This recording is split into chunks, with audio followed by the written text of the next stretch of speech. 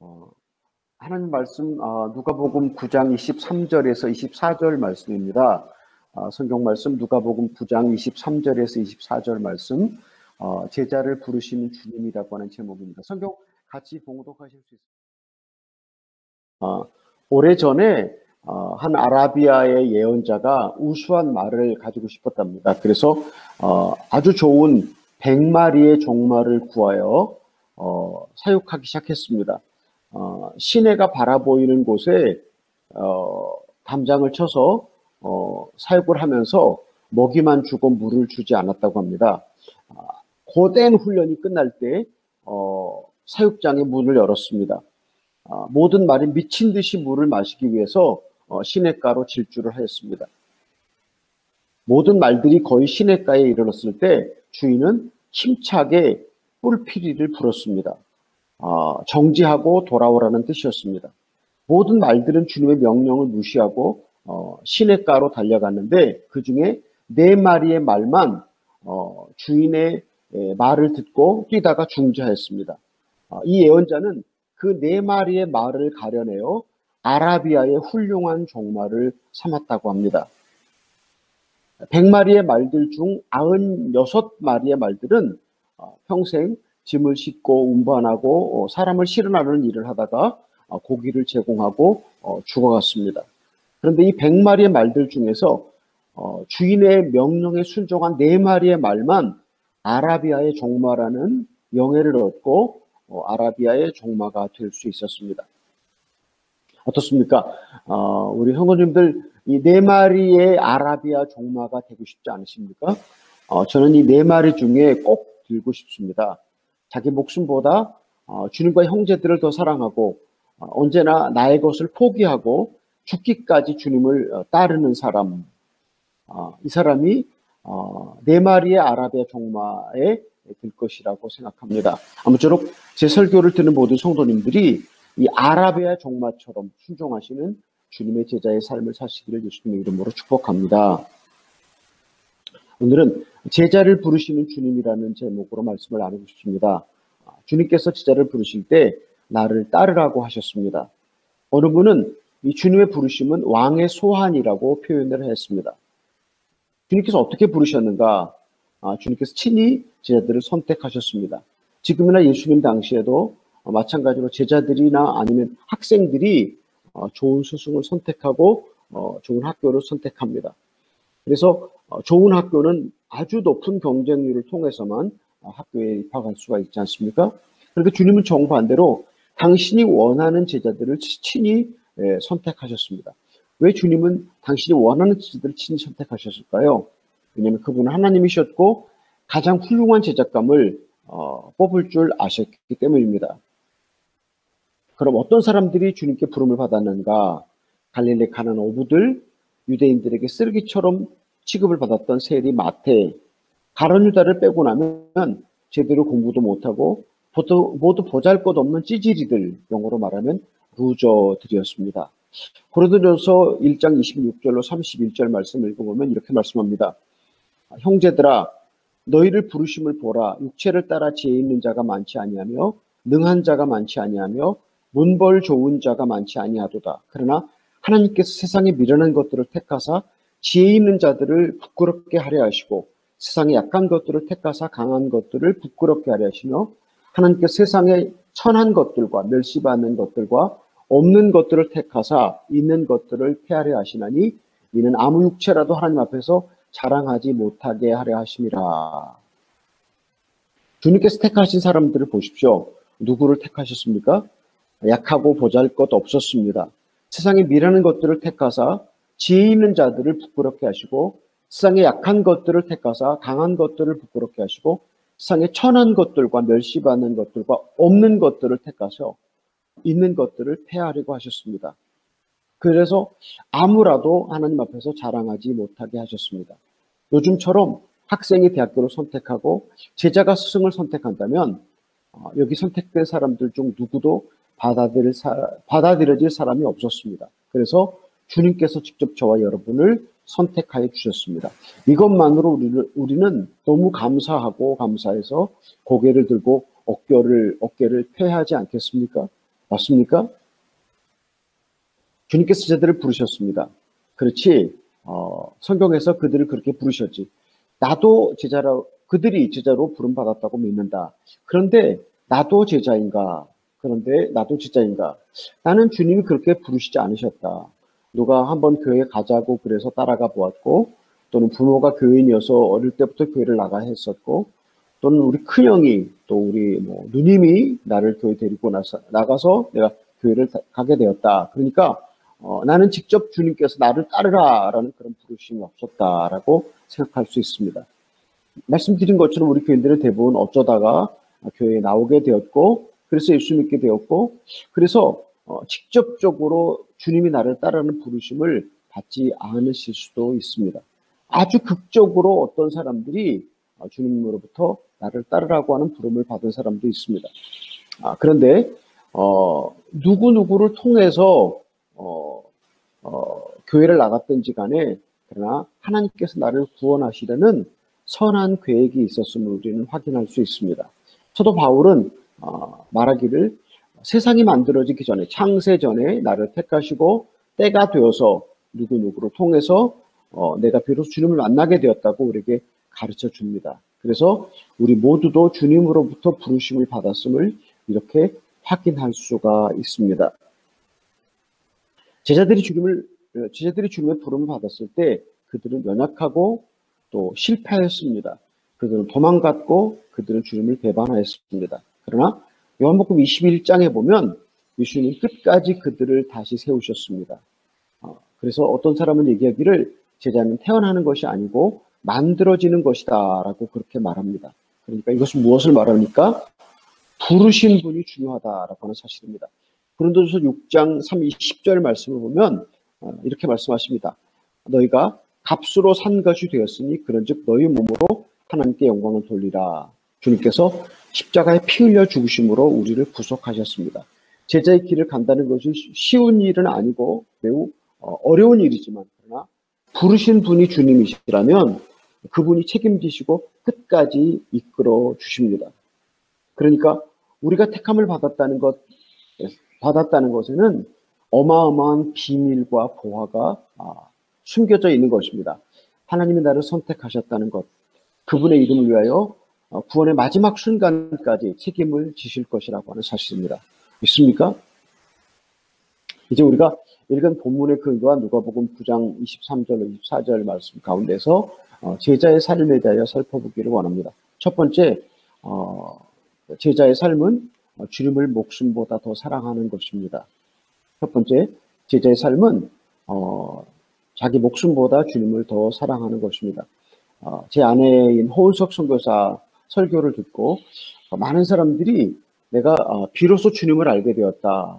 그리고 호선교사 설교는 계속 들어도 질리지 않고 새롭게 들려진다고 제게 얘기를 합니다. 그래서 그 비결이 뭐냐라고 제가 그분들에게 설명을 하는데, 호은석 선교사의 설교는 복음을 삶으로 살아낸 삶의 증거이기 때문이다라고 그렇게 제가 이야기를 합니다. 그것이 뭐냐면 호은석 선교사의 삶은 진실한 삶의 고백이 들어있기 때문입니다. 가장 가까이에서 목격한 증인입니다. 호선교사는 매일 일상의 삶을 기쁨으로 받아들였습니다. 시련과 고통을 거절하지 않고 항상 수용하였습니다. 독충에 물리면 모든 상처가 성이 나는 그런 알러지 체질을 갖고 살았습니다. 그래서 팔과 다리가 마치 소나무 껍질 같았습니다. 그 독충에 물리면 그 독충이 귀 속에 들어가고 또 자궁에도 들어가서 한 일주일씩 살면서 정말 견딜 수 없는 그런 고통을 주는 그런 벌레들이 많았는데, 그래서 호은석 선교사의 삶은 하루하루가 아마존에서 지옥 같은 그런 삶이었습니다. 이런 환경적인 어려움뿐만 아니라 또 저희가 아마존에서 받은 많은 핍박들, 고소를 여러 번 당하기도 하고 중상모략을 당하기도 하고 또 독약을 먹여서 살해를 시도했고 또 우리를 죽이러 오기도 하는 그런 여러 가지의 그런 참으로 다 교백하기 어려운 그런 어려움을 많이 겪었는데, 호선교사는 저한테 한 번도 이런 것 때문에 한국으로 돌아가자고 저한테 말하지 않았습니다. 암 진단을 받았을 때 허순교사는 이렇게 고백했습니다. 내가 평생 하나님을 사랑하려고 몸부림을 쳤는데 하나님이 이 암을 주신 것은 내가 그동안 하나님을 사랑하려고 했던 보상이었다고 그렇게 말을 했습니다. 그리고 말기암으로 통증이 아주 심해서 고생할 때 허순교사는 하나님 제 암을 치료해 주십시오라고 기도를 하지 않았습니다. 그래서 저는 옆에서 그걸 바라보면서 제가 얼마나 속이 탁했습니까? 저는 진짜 손이 발이 되고 발이 손이 되도록 하나님께 빌고 또 빌고 매일 저녁 신학교 판자 의자에서 철회를 하면서 살려달라고 기도를 하는데 본인은 정작 살려달라고 기도를 하지 않았습니다. 그래서 제발 좀 치료해달라고 기도를 하라고, 당신이 기도하면 하나님 치료해 줄 거 아니냐고 그렇게 제가 허순교사를 많이 구박하고 핍박을 했습니다. 그런데 왜 치료해달라고 기도를 하지 않았을까? 그것은 하나님께서 말기 암의 통증을 그리고 죽음을 허락하셔도 그것이 하나님께서 자신을 향한 최선이라고 하는 것을 믿었기 때문입니다. 주님께서 그 어떤 것을 허락하셔도 그것이 본인을 하나님께 더 가까이 나가게 해주는 것이고 그리고 죽음마저도 하나님 허락한 것이라고 믿었기 때문에 치료해달라고 기도하지 않았던 것입니다. 그래서 제가 허순교사와 33년을 같이 살았는데 허순교사 삶을 보면서 허순교사는 자기 목숨보다 주님을 더 사랑했고 자기 목숨보다 인류 형제들을 더 사랑하며 살다가 주님께로 돌아갔다라고 그렇게 제가 증언할 수가 있습니다. 주님의 제자는 제가 말씀드린 허순교사처럼 자기 목숨보다 주님을 더 사랑하는 것입니다. 예수님을 사랑의 최우선으로 놓는 것입니다. 가족과 심지어 자기 자신보다도 자기가 사랑한 그 어떤 것보다도 예수님을 더 사랑하는 것입니다. 예수님을 우리 마음의 첫 번째 자리에 놓아드리는 것입니다. 그 밖에 모든 것들은 두 번째 자리에 놓는 것입니다. 이것이 우리가 제자를 따르는 삶의 첫 번째 조건입니다. 우리말 성경에서는 부모나 처자를 나보다 더 사랑하면 내 제자가 되지 못한다고 하셨습니다. 자기 목숨까지 미워하지 않으면 내 제자가 되지 못한다고 하셨습니다. 예수님이 제자도의 대가로 하나님을 가족과 처자보다 더 사랑하라고 요구하고 계십니다. 또 자기 소유를 다 버리지 아니하면 예수님을 따를 수 없다고 그렇게 말씀하셨습니다. 지금도 북한 지하교회 성도들을 세례문답을 할 때 한 가지만을 질문한다고 합니다. 예수님 때문에 죽을 수 있습니까? 예수님을 위하여 죽을 수 있습니까? 여러분 어떻습니까? 예수님을 위하여 죽기를 소원하십니까? 아멘. 제가 이거 꼭 질문하고 싶은데 우리 사랑하는 성도 여러분, 예수님을 위하여 죽기를 소원하십니까? 예, 예수님을 따른다고 하는 것, 제자가 된다고 하는 것은 예수님을 자기 목숨보다 더 사랑하는 것인데 그러면 마땅히 예수님을 위해서 죽기를 소원하는 그런 마음이 우리들에게 있어야 한다고 저는 믿습니다. 주님의 제자로 사는 것이 그렇게 어려운가? 그럼 혹시 교회에 와서 살아야 되는 것이 아닌가? 교회에 와서 살라고 말하는 것이 아닌가라고 그렇게 오해하실 수 있는데 천만의 말씀입니다. 주님을 사랑하는 것과 교회 생활하는 것은 큰 차이가 있습니다.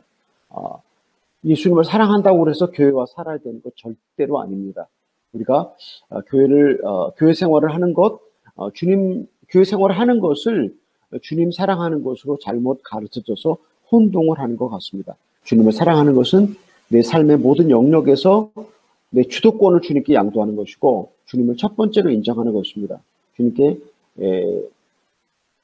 주님을 찾아가는 내 마음속의 영적인 여행입니다.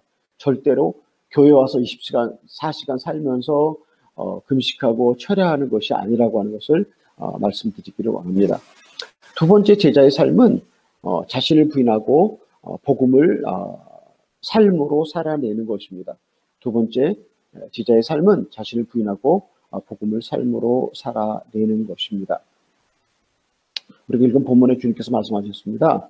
누구든지 나를 따르려거든 자신을 부인하라고 말씀하셨습니다. 저를 비롯한 한국교회는 지자도를 많이 가르쳤습니다. 제자 훈련 많이 시켰습니다. 그런데 왜 이렇게 기독교를 반대하는 세력이 교회 안에도 많고 교회 밖에도 많은가 생각해 봅니다. 그리고 세상이 교회를 마치 무슨 범죄 집단처럼 취급을 하는가. 우리가 가르친 제자 훈련이 충성된 일꾼을 양육하려는 목적으로 하였습니다. 성경 지식도 많이 가르쳤습니다. 그러나 제자 훈련이 삶의 모든 영역에 하나님의 나라가 임하도록 목회자가 그런 삶을 보여주고 살아내지 않았습니다. 개교의 이기주의에 빠져서 우리 교회가 잘 되기를 바랬습니다. 이것에 대하여 저부터 회개합니다. 제가 틀렸습니다. 제가 잘못했습니다. 그래서 오늘 주님의 교회가 이렇게 되었습니다라고 회개합니다. 우리 성도님들 맞습니까? 그런데 자주 교회 안에 똑똑하다는 교인들이나 목회자들이 교회를 아주 비판하는 모습을 봅니다. 그래서 저는 구박하는 시어머니보다 시누이가 더 밉다고 대형교회가 망해야 한국교회가 산다. 맞아 죽을 각오를 하고 쓴 교회 비판. 이런 얘기를 하는 분들을 보면 그분들이 참 안타깝습니다. 왜냐하면 그들이 하는 비판이 세상 사람들에게 교회를 비판할 제목을 주고 그래서 교회를 아주 짓밟고 무시하고 그런 것들을 보면서 그렇게 교회를 비판하는 교인들은 어디서 복음을 들었고 어디서 주님을 알았기 때문에 그렇게 교회를 비판하는가라고 생각을 하면서 이 사람들은 자기 밥그릇에 침 뱉는 것이 아닌가 그런 생각을 합니다. 교회가 이렇게 된 것이 내가 죽지 않아서 내가 주님을 사랑하지 않아서 교회가 이 모양이라고 자기 가슴을 찢고 통회하고 회개한다면 주님이 기뻐하실 텐데 자기 죄라고 회개하지는 않고 교회를 비판하는 모습을 보면서 참 이 시대에 모세의 중보 기도가 필요하고 다니엘과 느헤미야의 회개 기도가 절실한 때가 지금이라고 생각을 합니다. 자신을 부인하는 것과 구원 얻는 것과 상관이 있는가 없는가 어떻게 생각하십니까? 자신을 부인하는 것과 구원을 얻는 것과 아주 깊은 상관이 있습니다. 왜냐하면 구원받는 믿음은 자신을 부인합니다. 구원을 얻기 위하여 목숨을 버립니다. 그러나 구원받지 못한 사람은 자신을 부인하지 않고 목숨도 버리지 않습니다. 우리는 믿음으로만 구원받는다고 가르칩니다. 그러니까 믿음만 있으면 이미 구원받았다고 생각합니다. 로마 카톨릭은 믿음과 인간의 공로가 절반씩 있어야 구원받는다고 가르칩니다. 그런데 우리는 반면 우리는 믿음으로만 구원받는다라고 말합니다.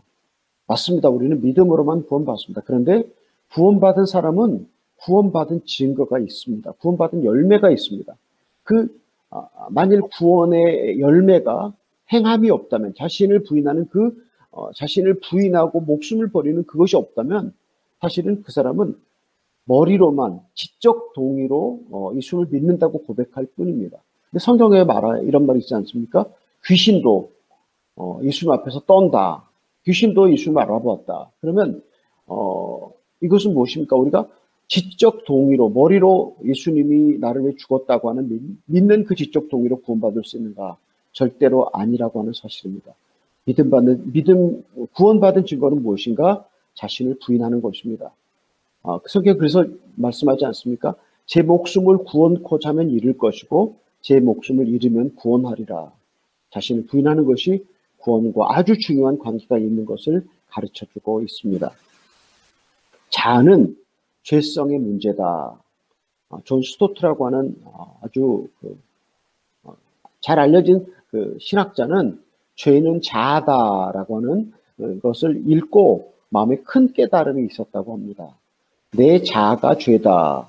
그러니까 자아가 죄성 그 자체다라고 하는 그런 이야기입니다. 우리는 하나님 없이 자기 필요를 채우려고 합니다. 자아의 문제를 갖고 있으면 하나님을 수단으로 이용하고 하고자 합니다. 하나님을 섬기는 것이 모두 자기 자신을 위해서입니다. 하나님을 섬기는 것도 우상을 바치면서 재물을 바치면서 복을 받으려고 하는 다른 타종교와 전혀 다름이 없습니다. 그러니까 자가 죽지 않으면 하나님도 이용하고 다른 사람도 이용해서 내가 잘 살려고 하나님도 이용하고 다른 사람도 이용한다고 하는 사실입니다. 내가 세상의 중심에 있고자 합니다. 다른 사람이 잘못된 것을 보고 내가 우월감을 갖고 다른 사람이 못한 것을 보고 다른 사람이 못되는 것 보고 내가 우월감을 갖고 다른 사람 잘 되는 것 보고 내가 열등감을 가집니다. 이것이 바로 자아가 죽지 않은 사람의 그런 모습입니다. 한번 우리 생각해 보기를 원합니다. 하나님이 나의 목적인가? 하나님이 내 여행의 목적인가? 내 영적 여행의 목적인가? 아니면 나는 하나님을 이용하려고 하는가? 하나님도 나를 위해 존재하기를 바라는가? 이것이 자아중심적인 사람, 자아가 죽지 않은 사람의 모습입니다. 이것을 해결하지 않으면 지옥에서 사는 것입니다. 존 스토트가 이렇게 얘기했습니다. 지옥의 문은 안에서 잠궈져 있다. 곧 내가 잠궈 놓고 내 감옥에 갇혀 있다고 하는 그런 말입니다. 사도 바울이 말세에 사람들이 이렇게 살 것이라고 디모데후서 3장 1절에서 5절에서 말합니다.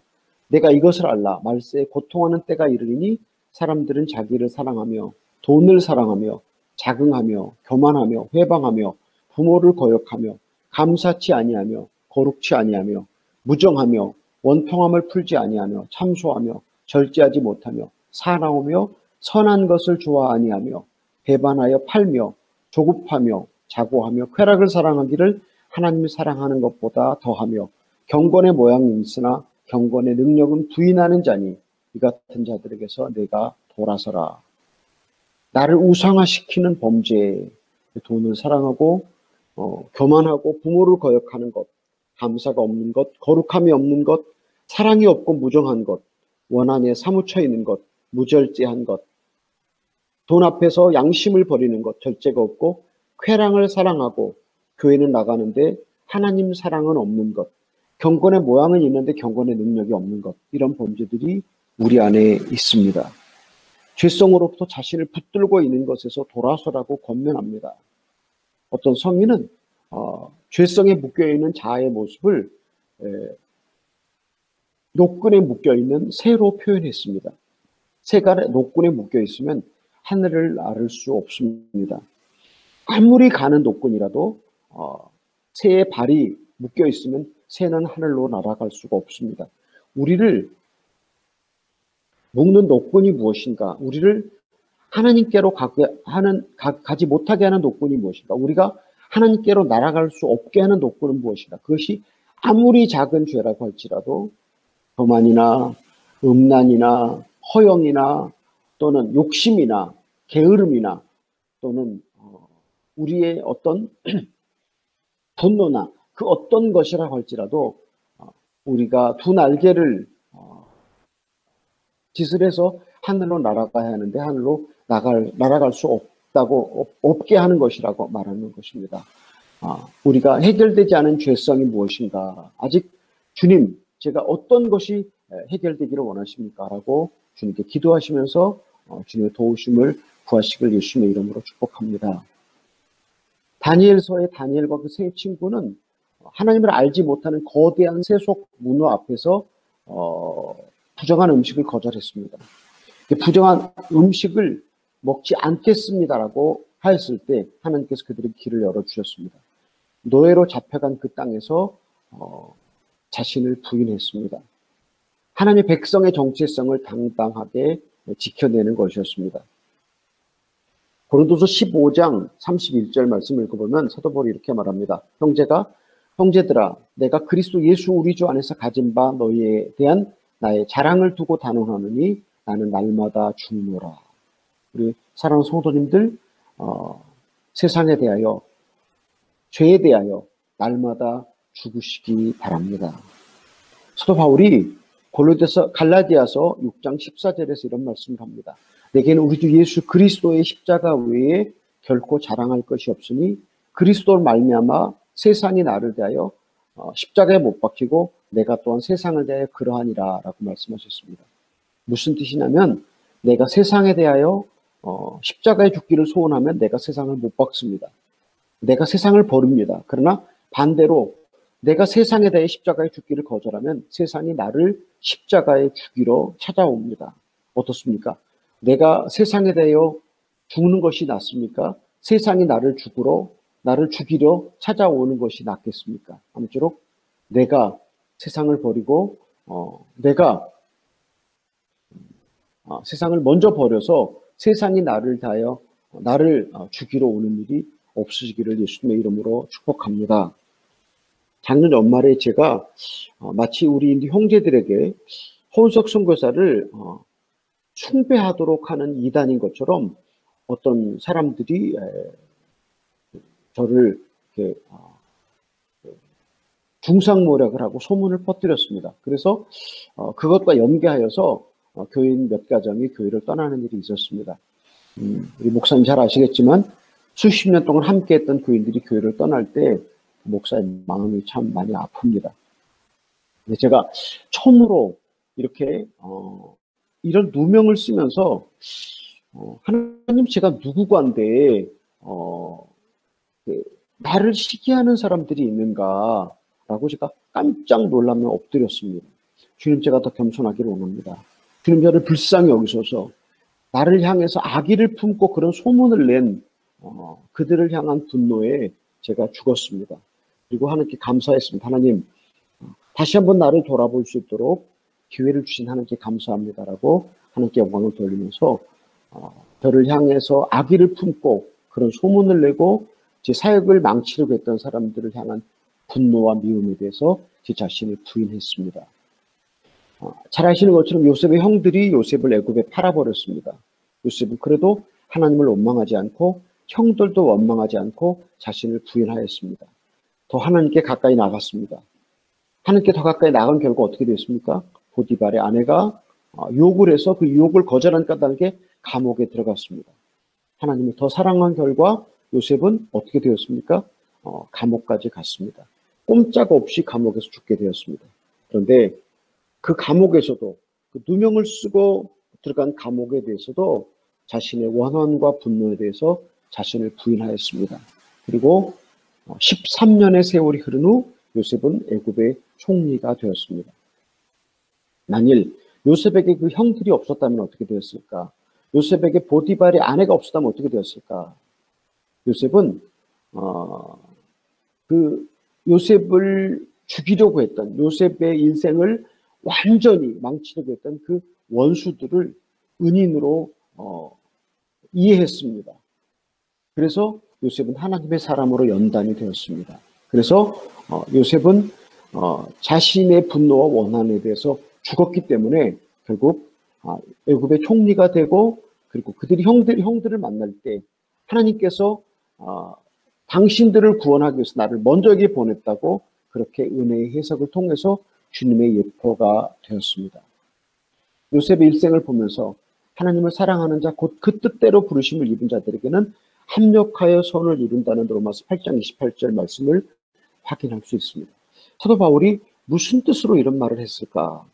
내게 일어나는 모든 악한 일들, 그 모든 것까지도 하나님은 나를, 주님을 더 사랑하도록, 내가 주님 닮은 사람으로 만들어가도록 선을 이루어주신다고 하는 그런 말씀입니다. 하나님 우리 실수까지도 합력해서 나를 하나님의 사람으로 만드시는 주님이십니다. 요셉은 하나님의 뜻을 깨닫고 자신을 부인하고 결국 하나님의 사람으로 그의 이름이 남겨지게 되었습니다. 사도 베드로가 편지를 쓸 때 사도 베드로가 편지를 쓸 당시에 교회는 심한 핍박을 받고 있었습니다. 사도 베드로가 쓴 편지 일부 중에 베드로전서 4장 12절로 14절에 이런 말씀이 있습니다. 사랑하는 자들아, 너희를 연단하려고 오는 불시험을 이상하는 일 당하는 것 같이 여기지 말고 오히려 너희가 그리스도의 고난에 참여하는 것으로 즐거워하라. 이는 그의 영광을 나타내실 때에 너희로 즐거워하고 기뻐하게 하려 함이라. 너희가 그리스도의 이름으로 치욕을 당하면 복 있는 자로다. 영광의 영, 곧 하나님의 영이 너희 위에 계심이라 라고 말씀하셨습니다. 핍박받는 소수의 가난한 공동체에게 사도 베드로가 주는 격려, 너희를 연단하려고 오는 불시험을 이상히 여기지 말라. 고난에 참여하는 것으로 즐거워하라. 그 영광을 나타나실 때 너희로 즐거워하게 함이라. 이렇게 그는 그의 교인들에게 어떻게 그는 교인들에게 이렇게 말했을까요? 그는 안전지대에 있었습니까? 아닙니다. 그도 안전지대에 있지 않았고 그들과 동일한 고난을 받았고 우리가 잘 아는 것처럼 사도 베드로는 십자가에 거꾸로 매달려서 로마에서 순교를 당한 것으로 그렇게 알고 있습니다. 그런데 사도 베드로는 왜 이렇게 그런 표현으로 너희를 시험하려고 오는 불시험을 이상히 여기지 말라라고 얘기했을까요? 그는 고난이 우리 자신을 부인하게 하고 주님께로 데려가는 비밀을 알고 있었기 때문입니다. 고난은 주님께서 우리를 찾아오시는 기회입니다. 코로나 바이러스로 인하여서 아직도 고생이 막심합니다. 우리가 잘 아는 것처럼 많은 분들이 사망하셨습니다. 지금도 죽음의 고비를 넘기고 있는 분들이 많이 계시고 죽음과 사투하는 분들이 많이 계십니다. 어떤 분들은 사업이 망했고 어떤 분들은 직장을 잃었고 또 많은 분들이 지금도 고생하고 있고 2차 코로나 바이러스가 다시 온다고 그렇게 이야기를 하고 있습니다. 고난이 자신을 부인하는 기회입니다. 성경에 네 종류의 땅이 있지 않습니까? 길가 같은 땅, 길가 같은 마음, 돌짝밭 같은 마음, 가시밭 같은 마음, 옥토가 있습니다. 그런데 이 길가와 돌짝밭과 가시밭 중에서 옥토 중에서 옥토만 열매를 맺는 땅입니다. 그런데 여러분 옥토가 어떻게 만들어지는지 아십니까? 모든 것들이 썩고 썩어서 거름기가 많은 땅, 곧 옥토가 만들어집니다. 이것은 무엇을 말합니까? 온갖 악한 것들과 고통스러운 것들과 힘든 것들이 우리 마음속에 찾아와서 우리가 그것들을 받아들이면서 자신을 부인할 때 우리 심령이 옥토가 만들어주는 줄로 믿습니다.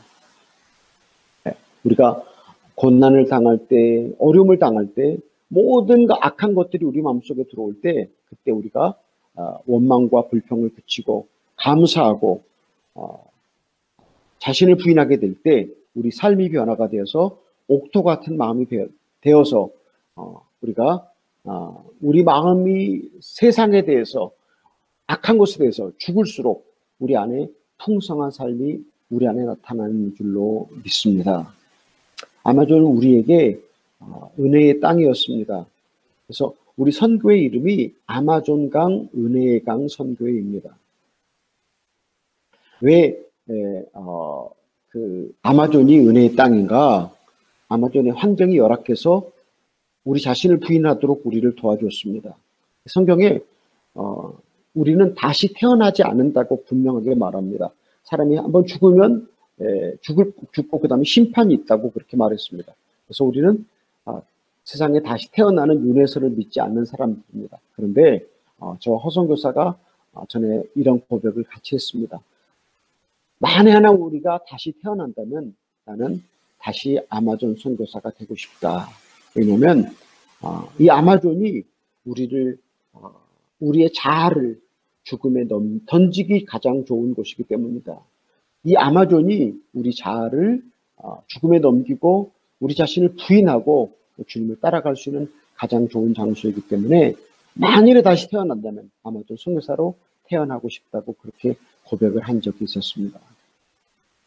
제가 주변을 자세히 관찰해 보면서 놀라운 사실 하나를 발견하였습니다. 일상의 삶에서 늘 자신을 부인하는 성도는 언젠가 절대절명의 기회가 찾아올 때 자아를 완전히 죽음에 넘깁니다. 그러나 일상의 삶에서 자신을 부인하지 않고 그냥 살아가면 우리 인생에 진짜 크고 큰 고난이 찾아올 때 절명의 기회, 절대절명의 그런 기회가 우리에게 찾아올 때 자아가 죽지 않고 슬픔과 한으로 이렇게 인생을 더 슬프게 하는 그런 모습들을 많이 보았습니다. 그렇다면 이건 무엇인가? 그러면 우리가 늘 일상에서 만나는 고생이 헛고생이라고 하는 사실입니다. 하나님은 우리에게 어떤 것을 허락하실 때 모든 목적 가운데서 그것들을 허락하십니다. 그러니까 우리가 만나는 고통, 우리가 만나는 고생, 우리가 만나는 모든 시험 가운데서 하나님은 우리에게 주고 싶어 하시는 메시지가 있다고 하는 사실입니다. 하나님은 우리를 가르치시고자 하는 무슨 어떤 것들이 꼭 있다고 하는 사실입니다. 아까 말씀드린 것처럼 고난은 하나님께서 우리에게 찾아오시는 기회입니다. 고난이 하나님이 우리를 찾아오시는 기회인데 그 기회를 놓쳐버리면 우리는 계속 또다시 헛고생을 계속해야 된다고 하는 사실입니다. 우리에게 무언가를 가르쳐 주시고자 우리를 성숙시키기 위해 찾아오시는 그 주님을 기억하시면서 하나님 제게 무엇을 가르치고 싶으십니까? 하나님 제게 말씀하시옵소서. 제가 순종하겠습니다라고 자신을 부인하고 헛고생을 끝내시는 여러분이 되시기를 예수님의 이름으로 축복합니다. 누군가 이런 말을 했습니다. 내 인생의 무게는 내 자아의 무게이다. 이해하시겠습니까? 내 인생의 무게는 내 자아의 무게이다. 내 자아가 죽지 않은 만큼 내 인생의 무게가 힘들고 무겁다고 하는 사실입니다. 자기 뜻대로 모든 것을 하는 사람은 구원받지 못한 사람입니다. 매 순간 자기를 부인하면서 주님을 따르는 사람은 완전히 자아를 죽음에 넘기고 이 땅에서 천국을 살아갑니다. 그러나 그 반대로 자아를 죽음에 넘기지 않고 살아가는 사람은 계속해서 지옥을 살아갑니다. 우리 사랑하는 성도님들의 삶은 어떠신지요? 잔느 기용이라고 하는 여인은 평생 자기 부인을 실천한 하나님의 여인이었습니다. 그는 날마다 자신을 부인하고 십자가를 진다는 것을 해석하면서 이렇게 이야기했습니다. 어제를 잊어버리고 오늘을 하나님께서 내게 주신 최선의 선물로 받아들여라. 어제는 잊어버리고 오늘을 하나님이 내게 주시는 최선의 선물로 받아들여라. 그리고 내일은 하나님께 맡겨라 라고 그렇게 말을 했습니다. 잔느 기용은 천주교의 가르침을 따라서 성경을 가르치지 않는다는 제목으로 프랑스 파리의 바스티유 감옥에서 12년 동안 감옥 생활을 했습니다. 그는 삶의 주권을 철저하게 하나님께 양도한 여인이었습니다.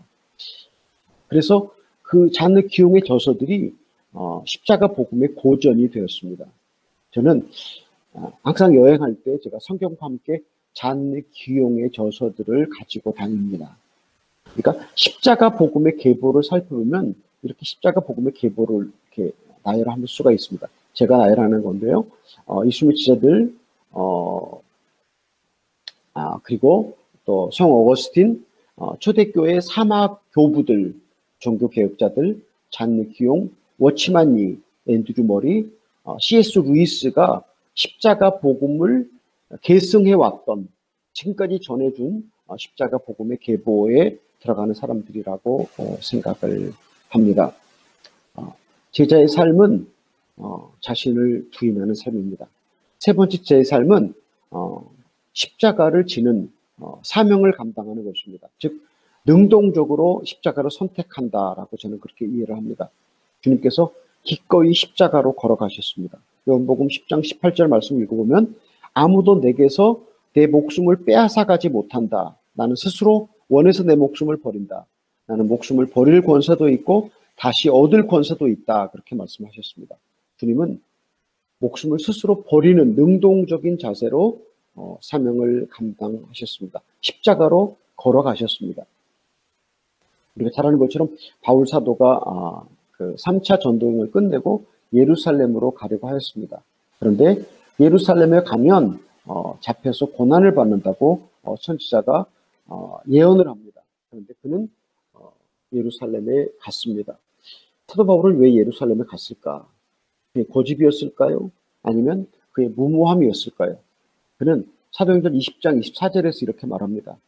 내가 달려갈 길과 주 예수께 받은 사명 곧 하나님의 은혜의 복음을 증언하는 일을 마치려 하면은 나의 생명조차 조금도 귀한 것으로 여기지 아니하노라. 사도 바울은 기쁘게 십자가를 지는 삶을 스스로 선택하였습니다. 사도 바울은 또 빌립보서 3장 7절과 9절에서 이렇게 말합니다. 그러나 무엇이든지 내게 유익하던 것을 내가 그리스도를 위하여 다 해로 여길 뿐더러 또한 모든 것을 해로 여김은 내 주 그리스도 예수를 아는 지식이 가장 고상하기 때문이라. 내가 그를 위하여 모든 것을 잃어버리고 배설물로 여김은 그리스도를 얻고 그 안에서 발견되려 함이니라고 말씀하십니다. 사도 바울은 좋은 것들을 스스로 버렸습니다. 저는 가끔 우리가 건강을 잃고 물질을 잃고 내가 원하는 일들이 잘 안 되고 내가 사랑하는 사람이 떠나고 이런 손해를 입을 때 이 말씀을 기억하면서 우리가 무엇을 가지고 소유할 때 기뻐할 것이 아니라 잃을 때 기뻐합시다라고 소리치고 싶습니다. 우리가 진정 기뻐해야 될 때는 우리가 무엇인가를 얻을 때, 우리가 원하는 것을 가질 때가 아니라 우리가 잃어버릴 때, 그때 하나님이 우리를 사랑하시는 것을 직접적으로 보여주시는 것입니다. 사도 바울은 내가 좋은 것을 스스로 버린다고 그랬습니다. 우리가 십자가를 진다고 하는 것은 능동적으로 내가 십자가를 선택한다고 하는 것입니다. 그런데 우리는 사도 바울과 같지 않아서 우리는 스스로 잃어버리려고 하지 않습니다. 그러나 주님께서 우리를 찾아오셔서 우리에게 잃어버리게 하실 때 내가 원하는 것들이 되어지지 않고 내가 싫어하는 것들이 내 안에서 이루어지고 내가 사랑하는 사람들이 내 주변을 떠날 때 그때라도 우리는 기뻐하면서 주님 감사합니다. 주님, 내가 원하지 않았는데 잃어버리게 하셔서 감사합니다라고 그렇게 감사하자라고 하는 그런 이야기입니다. 초대교회의 박해가 313년에 끝났습니다. 콘스탄틴 대제가 종교의 자유를 선포했습니다. 그때 참혹했던 핍박이 끝나고 로마 지하 무덤에 살던 사람들이 땅으로 올라왔습니다. 황제가 초대하는 식탁에 앉게 되었습니다. 그들은 부와 명예와 권력을 갖게 되었습니다. 그런데 그때 사막으로 떠났던 사람들이 있었습니다. 그들은 왜 사막으로 갔나? 그 사람들이 사막으로 간 까닭은 애초에 역사에 남길 만한 무슨 업적을 남기기 위해 사막으로 간 것이 아니었습니다. 그들이 사막으로 간 것은 결국 자기를 죽이러 사막으로 갔습니다. 진실로 그리스도인의 정체성을 잃지 않기 위해 그리스도인의 정체성을 찾아 치열하게 살고자 사막으로 갔습니다. 다시 말씀드립니다. 그들은 사막으로 간 것은 자기를 죽이러 그리스도인의 정체성을 지키기 위해서 사막으로 갔다고 하는 것입니다. 황제가 주는 부와 명예와 권력을 소유하면 자기를 죽일 수 없고 정체성을 지킬 수 없기 때문에 그들은 사막으로 갔습니다. 보네포가 주님께서 나를 따르자라고 부르는 것은 나와 함께 죽자라고 하는 초대라고 보네포는 주님의 부르심을 이해했습니다. 나를 따르라고 하는 얘기는 나와 함께 죽자라고 주님이 초대하는 것이다. 제가 오랫동안 선교사를 부르면서 선교 편지에 이렇게 기록했습니다. 주님을 위하여 기꺼이 죽어드리고 싶은 사람은 아마존으로 오십시오. 그런데 죽고 싶은 사람이 한 사람도 없는지 제 선교 편지를 받고 아마존에 선교사로 온 사람이 없었습니다. 혹시 우리 찬양마을 교회에서 아마존에 저는 주님을 위해 죽어드리고 싶습니다. 그래서 혹시 자원자가 있으면 제가 지금이라도 기쁨으로 받아드리겠습니다. 제가 얼마 전에 에이미 카마이클이라고 하는 그 영국 선교사님 자서전을 읽으면서 그 에이미 카마이클이 선교사는 죽을 기회가 많이 있습니다. Chance to die. 선교사는 죽을 기회가 많이 있습니다. 선교사로 오십시오라고 하는 그런 글을 그분의 자서전에서 제가 보았습니다. 우리 사랑하는 성도님들 어떻습니까? 세 번째로 주님을 따르는 제자의 삶은 기꺼이 십자가를 지는 것입니다. 능동적으로 십자가를 선택하는 것입니다. 죽을 기회를 찾아서 떠나는 그런 여행입니다. 그런데 여러분이 죽을 자리는 어디인가? 여러분이 죽을 자리는 어디인가? 여러분이 죽을 자리는 결코 선교지만은 아닙니다. 여러분이 지금 거주하고 있는 여러분의 가정, 여러분의 회사, 여러분의 학교, 여러분의 일터가 기꺼이 여러분이 죽어야 하는 한 알의 밀알이 썩어서 죽으면 많은 열매를 맺는다고 했는데 여러분이 죽을 자리는 여러분이 지금 살고 있는 여러분의 가정, 회사, 일터, 학교, 교회가 바로 여러분이 죽을 자리고 하나님이 여러분을 보내신 선교지가 바로 그 자리라는 것을 잊지 마시기를 바랍니다. 세계는 악으로 달려가는 것을 봅니다. 무속 종교도 인정하고 회교도 인정하고 불교도 인정하고 힌두교도 인정하고 모두 다 보호를 받는데 기독교만 차별을 받아야 되는 때가 이제 돌아왔습니다. 교회는 약해지고 목회자는 이중잡을 갖지 않으면 생활이 불가능하고 또 교회는 아마 현저하게 줄어들 것입니다. 이때에 나는 기독교인입니다. 나는 예수를 믿는 하나님의 사람입니다라고 고백하는, 예수님께서 말씀하시기를 너희가 사람 앞에서 나를 고백하면 나도 하나님 앞에서 너를 시인할 것이라고 말했습니다. 기꺼이 내가 하나님의 사람이고 하나님의 사람이고 기독교인이라고 하는 사실을 공개적으로 증거하고 고백하는 여러분들이 되시기를 바랍니다. 이것이 제자의 삶의 세 번째, 기꺼이 십자가를 지는, 능동적으로 십자가를 선택하는 삶이라고 그렇게 제가 말씀을 드립니다. 이제 마지막으로 제자가 받는 보상은 어떤 것인가? 제자가 받는 보상은 어떤 것인가? 우리가 주님께 부름을 받고 제자로 주님을 따르고 자기 목숨보다 주님을 더 사랑하고, 그리고 기회가 올 때마다 자기를 부인하고 또 능동적으로 십자가를 질 때 하나님께서 우리에게 어떤 보상을 주실까? 사도 바울이 디모데후서 7절과 8절에서 이런 말씀을 하십니다. 내게 생명의 면류관이 예비되었도다. 나는 선한 싸움을 싸우고 나의 달려갈 길을 마치고 믿음을 지켰으니 이제 후로는 나를 위하여 의의 면류관이 예비되었으므로 주 곧 의로우신 재판장이 그날에 내게 주실 것이며 내게만 아니라 주의 나타나심을 사모하는 모든 자에게 도니라. 제자에게는 주님께서 의의 면류관을 예비하십니다. 아까 제가 설교를 시작하면서 말씀드린 아라비아의 종마, 100마리 말들 중에서 4마리만 아라비아의 종마가 되는 특권을 누렸습니다. 우리가 제자로 살아가면 하나님께서 우리를 아라비아의 종마처럼 사용하실 것으로 믿습니다. 어느 선교사가 아프리카에 선교사로 가서 아내를 잃고 병들고 늙어서 본국에서 돌아오라고 소환을 해서 선교사가, 옛날에는 지금같이 비행기가 없었으니까 큰 배를 타고 미국에 돌아오게 될 겁니다. 이 선교사가 탄 큰 배가 한국에 도착하는데 악대가 음악을 연주하는 그런 소리를 들었습니다. 또 이렇게 밖을 바라보니까 그 배에서부터 육지까지 빨간 카펫이 이렇게 깔리는 것을 보았습니다. 야, 내가 아프리카에 가서 늙고 병들고 아내를 잃고 홀로 이렇게 돌아오는데 내가 그동안 아프리카에서 선교했던 그 삶이 이렇게 의미가 있구나. 이렇게 나를 환영하기 위해서 이렇게 많은 사람들이 동원되고 빨간 카펫이 깔렸구나라고 하면서 기뻐하면서 짐을 막 정리해서 이제 가방을 싸서 이렇게 배를 나오려고 하는데 악대도 사라지고 빨간 카펫도 사라지고 아무도 없었습니다.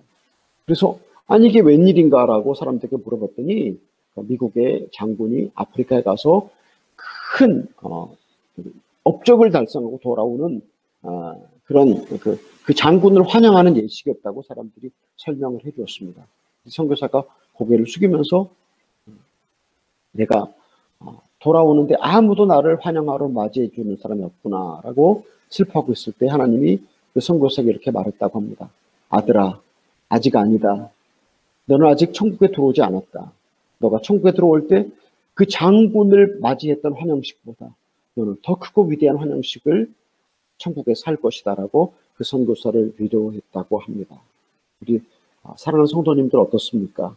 우리가 주님의 나라에 입성할 때 그때 그 선교사에게 말해줬던 하나님의 환영식,